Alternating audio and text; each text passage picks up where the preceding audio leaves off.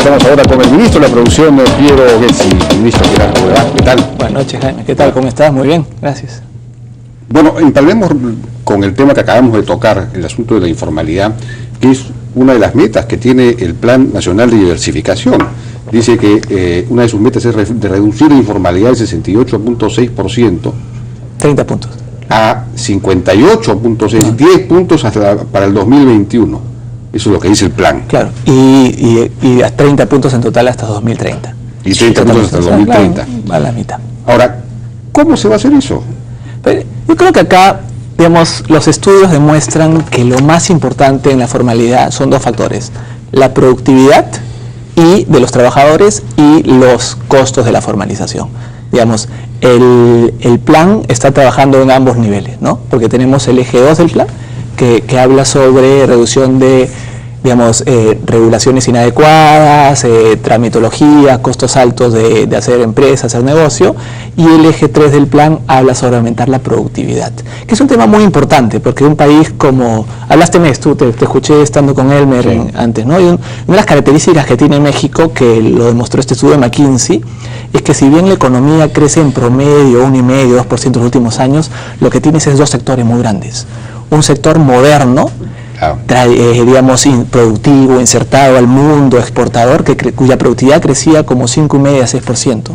Tenías un sector, por otro lado, tradicional, informal, cuya productividad caía 6%. Entonces, en promedio, digamos, por la cantidad de población distinta, México ha crecido 2%, pero tienes dos economías, dos realidades. Entonces, claro, eso también explica parte de la poca formalidad, entre otras cosas, que tiene la economía mexicana. Entonces, creo que es importante que cuando tú le aumentas la productividad a la gente, va a ser más capaz de pagar los costos de la informalidad. Recuerda que el 99% de empresas peruanas... ¿Pero cómo vas a hacer para aumentar la productividad? Bueno, acá tenemos los temas de transferencia tecnológica, ¿no? Estamos los costos de financiamiento, que son altísimos todavía para la empresa, para la MIPYME, digamos, no tiene un costo de financiamiento muy alto. Lo que hicimos en el programa, digamos, que aprobamos hace un mes, es aprobar un par de fondos, tener un par de fondos que nos van a ayudar en temas de factoring, por un lado, en temas de garantías recíprocas, que deben reducir el costo de financiamiento, que es bastante alto en el caso de las MIPYMES, ¿no? Y en el caso, un tema que hemos visto que hace el gobierno en general, digamos, tú obviamente conoces el sector privado, el tema de sierra productiva, pero el gobierno hace Mi Riego, hace Jacubiñay, nosotros estamos repotenciando todo el sistema de CITES, que son un sistema muy eficiente para aumentar la productividad de los sectores un poco más rezagados, digamos. Ahora, pero Jacubiñay es una cosa pues muy pequeña, atiende a 22.000 familias. Yo aquí he propuesto, pero nunca, por supuesto, las buenas ideas a veces no las recogen. No te hacemos hablar de sierra productiva. ¿Ah, sí? Qué bien. Bueno, hemos hablado con ellos. No, lo que pasa es que en realidad hay que complementarlo. El problema de Jacubiñay es la escala, pero está creciendo. O sea, yo creo que lo que necesitamos es ir en varios para formas más rápidas, por ejemplo, Juntos, que a mi juicio es un programa que no es bueno, porque repartir plata nunca es bueno, pero en fin, ya no vamos a hablar de Santiago Levy, que ahorita es el que creó Juntos, o sea, la idea de Juntos, ¿no? Pero es muy creativo, ha sido bastante, ha funcionado. Sí, claro, es muy teórico, ¿no? Es decir, que en el largo plazo se va a romper la cadena de la pobreza, porque el hijo va a estar más educado. Nos queda claro, que la solución del país no son los programas sociales. No, obviamente, repartir dinero, pero ya que estás repartiendo dinero a 800.000 familias, y no a 22.000 como el caso... ponle al lado del gestor de Juntos, ponle a un Yachachik, de estos que enseñan temor, y simplemente pregunta a las familias: ¿no quiere usted dedicar parte de esto que recibe Juntos a mejorar, a instalar un riego por aspersión? No, está ocurriendo eso. Entonces, justamente está ocurriendo eso. Ahorita no está ocurriendo, por ejemplo, Mi Riego está entrando con Jacubiñay, y estás entrando, el Estado está empezando a vender obras grandes. Mi Riego son represas, canales. No, estamos hablando, hay Mi Riego a nivel mucho más complementario con Jacubiñay. El ministro Benítez con Paola están trabajando bastante en ese nivel de complementariedad. No, es verdad. O sea, sí es lo que nos está faltando es capacidad, digamos, para absorber, pero están trabajando y están sofisticándose ese sistema. Estamos, digamos, al comienzo de Jacubiñay, ¿no? Pero de acuerdo que hay todavía mucho por hacer.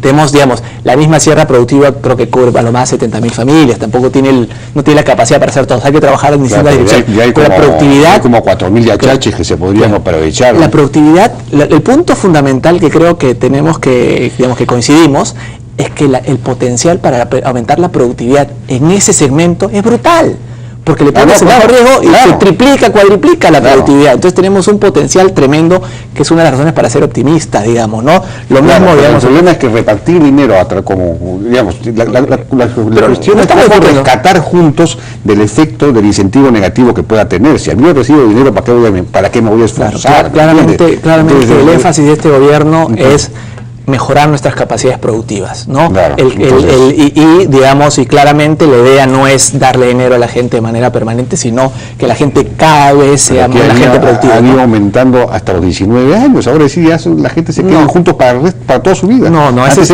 comenzó con 4 años, lo subieron a 6, y ahora son 19. Hasta los 19 años. En el corto plazo es evidente que tenemos que mantener cierta protección a nuestra gente, como Pensión 65 cumplió un rol. Pero claramente el énfasis de este gobierno es aumentar nuestras capacidades productivas. El trabajo, digamos, lo que se está haciendo en educación, salud, seguridad, el plan de diversificación productiva, tiene el efecto o el objetivo de mejorar nuestras capacidades productivas para ser un país desarrollado. Ahora, el otro aspecto, como mencionabas, es la reducción del peso de la regulación, los trámites, la simplificación administrativa, pero también, como vimos en la entrevista anterior, algo fundamental es el tema de la legislación laboral, ¿no? La Ley General de Trabajo, que establece unos costos muy altos para el ingreso y la salida, y en fin, todas estas cosas, estos costos no salariales del trabajo, que claro, ese es un tema tabú para los políticos, nadie se atreve a tocarlo, y sin embargo los beneficiarios de una reforma de eso serían las grandes mayorías excluidas de todo derecho. Entonces es cuestión de encontrar el lenguaje para convertirlo en una bandera política atractiva. Mira, yo creo que acá hay un par de temas sin estar en desacuerdo contigo, ¿no? Primero, si tú recuerdas, cuando vinimos hace un tiempo, hablamos sobre hacer cambios en la Ley de Seguridad y Salud en el Trabajo. Lo hicimos. De hecho, en la versión revisada, el plan de diversificación productiva ya no está porque ya se aprobó. El reglamento salió el sábado. Entonces ya hemos flexibilizado esto, que era la queja número 1 del sector privado en términos de regulación, que no cumplía su objetivo. Estaba tan mal hecha que de alguna manera los trabajadores no se han perjudicado y se ha mejorado mucho el costo de hacer negocios para el sector privado, ¿no? Entonces, creo que ese es un lado. El lado real es que todavía no tenemos un buen diagnóstico sobre cómo mejorar la situación laboral. Recuerda que el 99% de las empresas no tiene el régimen laboral general. Si tienes el régimen de ley MIPE, pagan los 5%. Igual eso no ayuda a la formalidad. Hay algo más que eso. Claro, la intuición te dice lo que tú sugieres, que es que reduciendo los costos va a ser suficiente. Pero tenemos un montón de empresas MIPES, o sea, las que hablaba Elmer, ¿no? Que no pagan nada, que digamos que que deberían ser formalizar a sus trabajadores y no lo están formalizando, porque el otro lado de la ecuación es lo que está faltando, el costo de productividad. Por razones legales, no pueden, porque si tú a ti te son poco productivas. No, sí, pero al mismo tiempo son poco productivas. Hay que ver los estudios que pero legalmente tampoco pueden. Los abogados hablan con un laboralista, te va a decir, mira, no puedes, porque tendrías que pagarle todos sus derechos que no les has pagado antes. Es decir, hay miles de problemas legales con esa complejidad. Yo creo que, mira, nosotros hemos hablado del tema de informalidad en el plan de diversificación productiva, pero en realidad hemos dicho el tema de informalidad, que es el elefante, digamos, en el closet que está en la economía peruana, todavía no ha sido abordado, pero necesitamos abordarlo porque es un tema muy preocupante para el país, porque en realidad nos funcionó por un cierto momento, pero en el largo plazo la informalidad solo es una lacra. La informalidad es negativa para el país porque tiene muchos problemas en temas de construcción de institucionalidad y respeto a las leyes. No, claro, obviamente, pero por eso mismo, pues, ahora se ha levantado la discusión sobre las AFP, o sobre, más que las AFP, en realidad, la idea misma de aportar a una pensión, claro, ya... Me estás cambiando. Pero claro, es decir, los peruanos ahorran. Yo en eso concuerdo completamente, tengo la misma visión que Elmer, que digamos, hay un tema de ahorro forzoso, y no sé por qué habría que diferenciar entre privados y digamos, en independientes y dependientes de esa manera tan arbitraria. No hay un tema, digamos, de limitación, etcétera. Tiene que ver con porque los independientes, la mayor parte, están invirtiendo en sus negocios, están acumulando, están ahorrando. Entonces, entonces obligarlos a destinar una parte de sus ingresos para lo otro es desviar su propia vocación de ahorro. Yo creo que ese argumento, digamos, no quisiera meter ese argumento, puede tener cierta validez, pero no es único. Bueno, es nuevo, ¿no? Claro, eso es lo que está levantando el hecho, es interesantísimo, es fascinante ese tema. Pero si tú, claro, si las empresas de ahora en adelante no tuvieran que pagar AFPs, si esto pasara a ser financiado por el sistema público, en fin, esa es otra discusión, claro, que ya acabamos de tener. El asunto el eje de diversificación del plan, ahí se habla de generar nuevos motores de crecimiento, identificar potencialidades para insertar la producción en las cadenas de valor globales. ¿Qué es eso? Estoy poniendo un ejemplo, porque claro. ¿Qué cosa es insertar la producción en las cadenas? Claro, ¿de qué me estás hablando? A ver, mira, los países, digamos, otros países de la región han hecho exactamente lo que estamos diciendo, que es contratar a una consultora internacional, ¿no? De las varias que hay, y tratar de entender, digamos, qué potencialidad de crecimiento tienen ciertos sectores en el mundo y cómo se encuentra el país preparado para, digamos, entrar insertarse en esos sectores. Lo hizo Chile y encontró sorpresivamente que la industria del outsourcing y el offshoring era una industria que podría... ¿Qué cosa es la industria del outsourcing? O sea, outsourcing, ¿no? O sea, cuando va por teléfono, llamadas y externalización de servicios, ¿no? Yeah. Lo mismo Colombia, ¿no? Entonces, pero el punto es, este es como un bien público. Se encuentras, digamos, empresas, digamos, que tienen una red mundial, digamos, algo que no se puede hacer en el Perú, una red mundial, producen una información que ninguna empresa en el Perú pagaría, pero que el Estado puede pagar. Mira, Monitor lo hizo en el Perú hace 20 años, se encontró 3 o 4, ¿no? Agroindustria siendo uno de esos, ¿no? Entonces nosotros lo que decimos es, esto sería un bien público que a un costo relativamente modesto para la economía puede generar mucha información valiosa porque se articula a través de una empresa de estas grandes, ¿no? España está haciendo lo mismo ahorita, ¿no? Entonces eso es lo que estamos diciendo ahí. El Estado peruano en general tiene un problema de coordinación, ¿no? De coordinación intersectorial. No está organizado de manera para coordinar y de alguna manera el plan estamos haciéndolo o forzándonos a aumentar la coordinación intersectorial. Ahora, aquí se dice que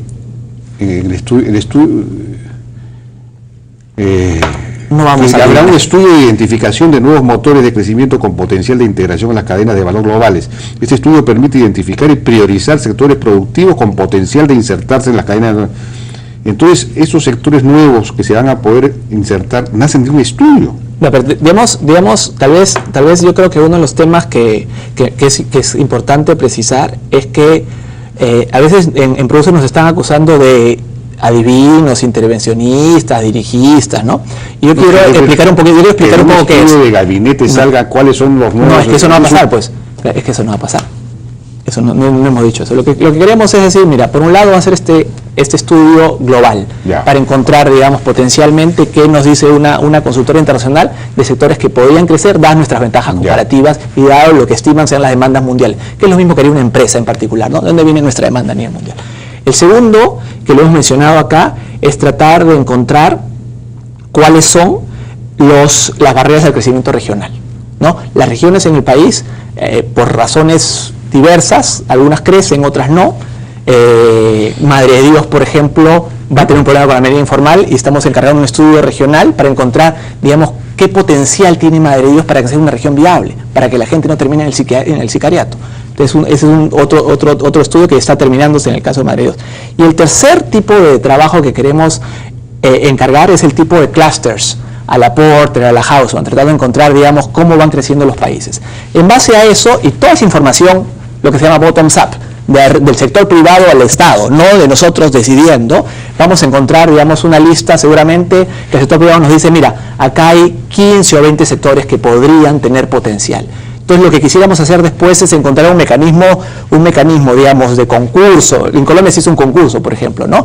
En que se dice, ok, como tenemos recursos escasos como Estado y como no vamos a poder ayudar a esos 20 sectores, hagamos un plan piloto, viendo 3 sectores al comienzo, después tal vez todos los 20, ¿no? Pero comenzamos con 3 o 5 y basado en un concurso el sector privado se asocia y ¿qué les damos? Le damos un gerente que ayude a resolver el problema de coordinación, se puede dar un plan de negocios. ¿Para qué? ¿Para el clúster? Un gerente, claro, los clústeres tienen un gerente que te ayuda a coordinar, ¿no? Porque el problema que tenemos es de coordinación. O sea, si yo quiero ver el tema, digamos, te lo puedo explicar, pero el tema, hay problemas con Olmos, por ejemplo, que es un tema fascinante. Tema de coordinación, el Estado tiene que coordinar y el Estado peruano no está preparado para coordinar. No, es coordinación dentro del Estado, tú me estás hablando de coordinación entre privados. No, es que el Estado con los privados, pues al final tiene que coordinar el Estado con los privados. Digamos, te digo el tema de Olmos para que veas como el caso, ¿no? Olmos tiene un tema que tiene 35.000 hectáreas que vienen a la frontera agrícola, ¿no?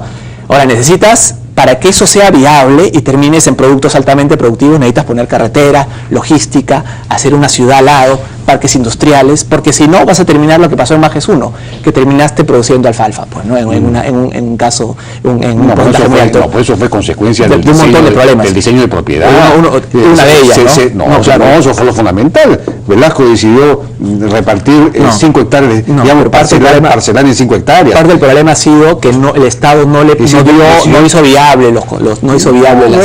Entregó a los campesinos y no a empresas. Eso la parcelación, el Majes fue parte de eso, es la parcelación, y parte es el tema que el Estado no entró conjuntamente con el sector privado. Y eso es lo que pasa muchas veces. Digamos que el Estado, si no ayuda y coordina bien, puede terminar en una situación subóptima. Entonces, y eso son las fallas. El Estado va a coordinar todos los clústeres y va no entiendo. Espera. En este caso, el Estado tiene que proveer bienes públicos, tiene que proveer una carretera, ¿no? Tiene que digamos, el Ministerio de Vivienda tiene que determinar que se dé una ciudad que albergue a los trabajadores, ¿no? Hay un tema de logística para el Ministerio de Transportes y Comunicaciones. Produce, con los gobiernos locales puede articular un parque industrial, ¿no? Son cosas muy puntuales, ¿eh? No son temas de eliminar. En el plan se habla de que este año se iniciarían 2 clústeres, ¿o no? No, este año 2 clústeres no. ¿Cuándo? Lo que existe es un estudio para clústeres, pero nosotros no tenemos, digamos, yo creo que el tema de clústeres es un tema que me gustaría, digamos, que hay que ver de manera tentativa todavía, ¿no? Porque las intervenciones en general que queremos hacer son intervenciones muy de coordinación de bienes públicos. Y yo creo que un punto que me gustaría precisar en general... Bueno, pero entonces, ¿cuándo se comenzaría? Porque yo... El 2015. O sea, el 2015 se comenzaría ya. ¿Con qué clúster se va a comenzar? No, hay un estudio de clústeres, ¿no? Hay un estudio de clústeres. La semana pasada entrevisté al autor del estudio de los clústeres. Han identificado 41 clústeres y 16 prioritarios. Nosotros no hemos priorizado nada. Digamos, es el estudio. Ese es un estudio que no tiene nada que ver con ustedes. Entonces. No, digamos, el estudio sugiere. Yo personalmente y en el Ministerio de Producción en general somos reticentes a, digamos, basado en un estudio solamente, decidir y dar subsidios o lo que sea. Nosotros más bien lo que queremos es resolver los problemas de coordinación que son fundamentales en un Estado que no coordina bien, en un Estado que decide trabajar mejor. ¿Son los problemas de coordinación vía los clústeres o en general? En general yo creo que los problemas de coordinación en el Estado se dan en general. Tú estás hablando de los problemas de coordinación del Estado. Lógico. O sea, el Estado coordina de manera... Eso es otra cosa, digamos, porque una de las críticas que hay es, oiga, en lugar de estar buscando nuevos motores, identificando qué sectores tienen potencial y apoyarlos de distintas maneras, incluso aquí se habla hasta de eventualmente subsidios, incentivos y todo lo demás. No, más bien eso hemos negado de manera rotunda. Lo que no queremos es otorgar subsidios, ni reducciones, digamos, tributarias. Nada de eso. No. Ya, acá hay un tema básicamente del mercado. En lugar de esta cosa tan específica, tan seleccionadora de algunos... simplemente ocuparse de las cosas transversales y mejorar la productividad del país como tal, que es un poco lo que decía Krugman, es decir, la infraestructura, la educación, eliminar los trámites, eliminar la regulación laboral. Jaime, el objetivo de última instancia del plan es exactamente aumentar la productividad del país, ¿no? Es el objetivo de última instancia. Lo que más importa, Krugman decía eso, ¿no? La productividad en el largo plazo es lo que más importa, ¿no? No es lo único que importa, pero el largo plazo es casi todo. La diversificación vendrá pues por la diversificación te ayuda a aumentar la productividad, ¿no? Ese es el punto. La diversificación lo haces para aumentar la productividad, no es un bien tan preciado por sí mismo. Entonces lo que pasa es que la realidad es que el país, con los motores actuales, está creciendo a 5% posiblemente en términos potenciales. Necesitamos regresar a 7. Entonces tenemos que ver cómo ayudar a que el país retome 7. Y hay un montón de cosas que podemos hacer. Hay cosas transversales, que están básicamente en el eje 2 del plan. Hay cosas más puntuales como transferencias tecnológicas, de las que hemos hablado al comienzo de tu programa, para aumentar la productividad de los sectores más rezagados. Y estamos hablando de cómo ayudar a identificar, digamos, de la mano del sector privado y ayudar con bienes públicos y con coordinación a que se dé este tema de sofisticación productiva que necesita el país para regresar al 7%. La diversificación y el valor agregado no es muchas veces un fin en sí mismo. La productividad es lo que importa. Pero digamos, yo ya, no entiendo bien, porque si uno fomentara, eso lo decía Hausman el otro día en un artículo muy bueno, no tiene mucho sentido buscar digamos, añadir valor agregado a las exportaciones a las exportaciones tradicionales, a los commodities, buscar eso hacia adelante. No, claro, completamente. Aquí de lo que más bien, si uno fomentara mucho más que ahora la minería, porque este gobierno nació contra la minería, en buena cuenta que ponerle más impuestos, y no se atrevió a meterse con lo de Conga.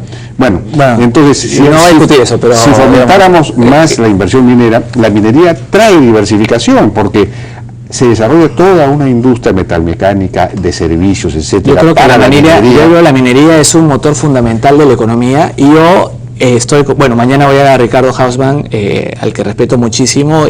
Yo creo que es un tema fundamental. Lo que importa es la productividad, no el valor agregado necesariamente, ¿no? O sea, realmente lo que importa es la productividad. A veces lo que te da valor agregado es lo más productivo, pero puede ser que lo óptimo para el país sea no darle valor agregado a la minería necesariamente, exportar, y los ingresos que se recaudan o la tecnología se usan en otros sectores. Claramente, ¿no? O sea, en educación, infraestructura, etcétera, o con bienes transversales. Yo creo que lo que es, en ese sentido, creo que no hay todos los países que se han desarrollado han hecho exactamente eso, han aumentado su productividad. Y lo tienes que hacer de varias maneras: hacer que crezca el sector formal, moderno, la economía, atrayendo inversión, haciendo que aumente la productividad de los sectores rezagados con los tipos de intervenciones, digamos, que estamos hablando de transferencias tecnológicas, y logrando que se vayan mudando, digamos, las empresas poco productivas vayan creciendo y se vayan volviendo más productivas. Pero el plan habla de nuevos motores, de nuevas actividades. ¿Cómo se priorizan, cómo se escogen esas nuevas actividades? Pero te lo mencioné, te dije, hay 3 criterios de priorización basados en este estudio, en los estudios mundiales, digamos, de una consultora internacional. Segundo, en los estudios regionales. Y tercero, un estudio tipo de crecimiento de clusters tipo Hausman-Porter, que de alguna manera dicen los países los países de alguna manera crecen de manera secuencial, o sea, los sectores que se desarrollan son parecidos o cercanos a los que existen. En base a eso tendríamos déjame, para que se te quite la confusión, porque hay muchos confundidos. Hay 15 o 20 sectores que podrían decir, mira, el país podría tener, no sé, acuicultura, metalmecánica, forestal, 15 o 20, no sé, ¿no? Y basado en eso, decimos, ok, como el Estado no puede, digamos, me encantaría, el Estado debería ser capaz de ayudar a todos los sectores para removerle todas las trabas de coordinación, de falencia del Estado, para que todos los sectores despeguen. Pero, digamos, comencemos con 3 o 5, donde lo que estás haciendo, contratas un gerente, un plan de negocios, y lo enfocas tratando de mejorarle la regulación y digamos, los problemas que tiene el sector. No sabemos cuáles son esos 3 o 5. No lo sabemos, lo que seríamos lo que se ha hecho. ¿Comenzarían esos 3 o 5? El próximo año, al comienzo del próximo año, tendríamos que tener estos estudios que nos permitan, digamos, tener estos grandes, haríamos un concurso de asociatividad del sector privado, académico, etcétera, y digamos, y en base a eso se decidirían 3 o 5, con un costo bajísimo para la sociedad. Pueden contratar un gerente, unos estudios, etcétera, y con beneficio altísimo, digamos, si realmente lográramos encontrar, digamos, un beneficio el análisis costo-beneficio es muy rentable. Ahora, Chile hizo esto y ha encontrado el sector, digamos, un sector outsourcing que exporta $800 millones anuales, de la nada. Colombia tiene 2 o 3 sectores como cosméticos y outsourcing también que han sido sumamente exitosos, generan muchos recursos. Recuerda lo que mencionó Elmer. Tenemos un problema en la economía peruana, que es que tenemos un ahorro muy bajo, comparado, digamos, no es bajo, pero comparado con el nivel de inversión que tenemos para crecer 7%, estamos generando un déficit de cuenta corriente que es bastante alto, que vamos a tener que cerrar. De alguna manera, en la medida posible, nosotros queremos que los nuevos motores sean exportadores para que también nos ayuden a cerrar lo que has mencionado el asunto de estudios regionales, y mencionaste el caso de Madre de Dios. Bueno, supongamos que hacemos un estudio en Madre de Dios y identificamos, no sé, sectores que son obvios, pues, el sector forestal, lógico, pues, no se necesita un estudio. No. Tú lo que tienes que hacer es eliminar la minería ilegal y hacer infraestructura. Jaime, me encanta. Yo la verdad es que yo te diría que tal vez no eres completamente consciente, pero estos estudios han sido muy útiles. Ricardo Hausmann, digamos, posee el trabajo más innovador que hicieron Dani Rodrik, Ricardo Hausmann y Andrés Velasco, es el trabajo se llama diagnóstico del crecimiento, que justamente hacen esto, tratar de encontrar de manera, en vez de pensar de manera general, ideológica, nos sentamos en una economía particular. ¿Por qué esta economía no crece? ¿Cuál es la falla que está haciendo que esta economía no crece? Entonces lo que hacen es, vemos, ok, puede ser infraestructura, puede ser acceso a comunicaciones, podría ser baja productividad en un sector que está aislado. Digamos, se encuentran de manera muy puntual, en vez de teorizar, ¿no? Digamos, nos sentamos, entramos a una región. Ya se hicieron varios de estos estudios, digamos, para el país, y lo que estamos haciendo es repotenciarlos. Pero han demostrado ser muy válidos, porque en vez de teorizar y decir, digamos, que el Estado no debe intervenir, lo que hacen es básicamente encontrar qué cosa puede funcionar, ¿no? Yo creo que eso ha sido muy válido, muy válido. Entonces funciona bastante bien. Hicieron la presentación del plan en Infantas, que es un clúster, militar mecánico de pequeños y medianos, muy extraordinario, que es interesantísimo. Y justamente ese es un caso que necesita de apoyo, porque ellos tienen que mudarse, porque ya no entran ahí. Claro. La idea era mudarse a un nuevo parque industrial que se crearía o se va a crear en Ancón, y resulta que ese parque industrial de Ancón no está saneado, entonces no puede mudarse. Entonces, ahí se necesita exactamente, pero tenemos una cita la próxima semana. Hay una cosa concreta. Pero de esas cosas concretas estamos hablando. Bueno, pues, pero esas son cosas concretas que estamos hablando, claro, estamos hablando de cosas concretas en que el Estado tiene que intervenir para coordinar, y porque no es un solo sector. Si necesitas sanear los terrenos, trabajar con el sector, con el gobierno local, tienes que proveer una serie de servicios, necesitas trabajar de manera coordinada. Yo creo que ahí, digamos, en realidad, a mí a veces me sorprende algunas dudas que existen sobre el plan, porque yo creo que muchas personas realmente no lo han leído o han escuchado que el plan dice ciertas cosas, cuando el plan tiene un objetivo muy claro de evitar, digamos, distorsionar la economía, ni mucho menos, y con un costo bajísimo. O sea, nosotros no estamos aumentando nuestro presupuesto al MEF. Pero, por ejemplo, hay una parte en la que se dice, lo que pasa es que hay dudas, ¿no? Porque hay una parte en la que se menciona las experiencias de éxito internacionalmente reconocidas, identificadas en Asia y en la periferia europea. En esos casos, dice el plan, el Estado privilegió ciertos sectores e hizo intervenciones agresivas con instrumentos de mercado como subsidios y exoneraciones, por mencionar algunos. Claro, pero eso está absolutamente sacado de contexto. Yo lo escribí. ¿Ok? Eso está absolutamente sacado de contexto. Porque lo que dijimos es las experiencias, las experiencias europeas, lo que decimos, si ves todo el plan, lo que decimos, las experiencias europeas de la periferia y de Asia, lo que hace fueron experiencias de industrialización. En su momento, básicamente, surgió de sacar gente del campo a la ciudad, como China ahora, ¿no? Sacas agricultores improductivos y los llevas a la industria, eso aumentó la productividad. Nosotros decimos, hay varias razones por las cuales eso no se puede hacer en un país como el Perú. Primero, porque no tenemos la capacidad del Estado, como tuvo Corea, ¿no? Para comenzar, tenemos que calibrar nuestras ambiciones a nuestras posibilidades como Estado. Segundo, la industria ya no es como era antes, que era altamente demandante de mano de obra, con muchas ganancias de productividad, etcétera. Por eso es que nosotros cambiamos, cuando entramos, el plan de desarrollo industrial a plan de diversificación productiva, porque la idea es, digamos, la industria cultural podría tener un potencial tremendo, porque tiene las características que tenía antes la industria manufacturera. Hay una serie de cambios en el mundo que hacen que el proceso de desarrollo que se dio en otros países no sea aplicable a un país como el nuestro. Entonces, yo te veo que lees eso que tú estás diciendo ahora no está en el plan, ¿eh? Seguro que está en el plan. No, yo lo he leído, no está con esa claridad en todo caso. Se menciona como una posibilidad. No. Pero se menciona también la inexistencia de en el Perú no existe un sistema adecuado de incentivos. ¿A qué se refieren? ¿Qué incentivos? No sé.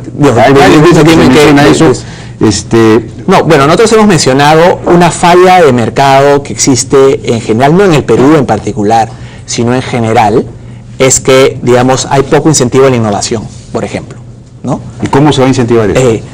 Ya tenemos estos fondos concursales tipo FICIT, ¿no? Y que los estamos aplicando. ¿Qué es lo que pasa? Si no, muy poco, porque el innovador, y esto es una falla conocida de mercado en todo el mundo, y esto justifica estos fondos, el innovador no se llega a apropiar todos los beneficios de la innovación, porque si es exitoso, otros lo copian. Entonces acota pero si falla, pierde solo. Entonces te conviene imitar en vez de innovar. ¿no? Ese es un tema muy claro, ¿no? Entonces, hay muchos imitadores, pocos innovadores. Entonces, esta es una falla conocida de mercado y esto justifica estos fondos de innovación que de alguna manera subsidian la innovación, ¿no? Lo pueden ser a través de estos fondos concursables, en los cuales gente con buenas ideas tienen, ¿no? Reciben dinero. Nosotros vamos el 26 de agosto, vamos a tener, digamos, los primeros emprendimientos, digamos, 4 incubadoras de negocios del FinCit, 4 incubadoras de negocios y 12 nuevos emprendimientos y 12, digamos, para empresas que ya existen con fondos de innovación. Entonces es una forma de subsidiar y aumentar la innovación que está tan rezagada en el país. Ahora, ¿han revisado los esquemas tributarios? Porque los gastos que las empresas sí lo hemos hacen en capacitación, que es fundamental. La capacitación, eso te permite levantar tremendamente las cosas. Y en innovación no están plenamente reconocidos. Es 1%. Es absurdo. Entonces las empresas no pueden gastar en esas cosas. Sí, ese es el tipo de cosas que estamos revisando.